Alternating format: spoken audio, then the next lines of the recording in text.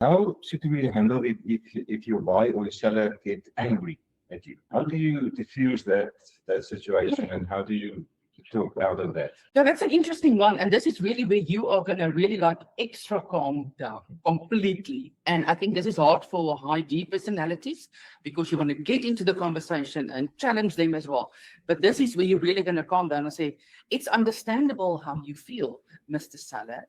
I do understand that this is a frustrating process. I do understand that everything is not going as you wanted. But we do not have control over everything. For example, building plans has to be in place. It's not something that we can negotiate with the buyer. This is something that has to be in place before the property can register.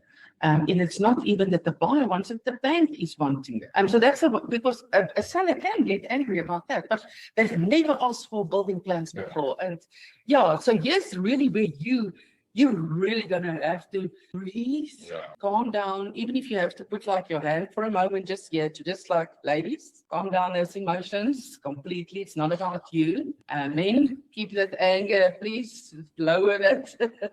This is really where it comes with practice. And this is where the skill part is that they're talking about. Thank you for that textbook answer. I think it was excellent. That's exactly how that must be treated. Yes, Fantastic. yeah. There is absolutely no other way around this. You have to be calm about this. In fact, empathy and preparation create strong positions.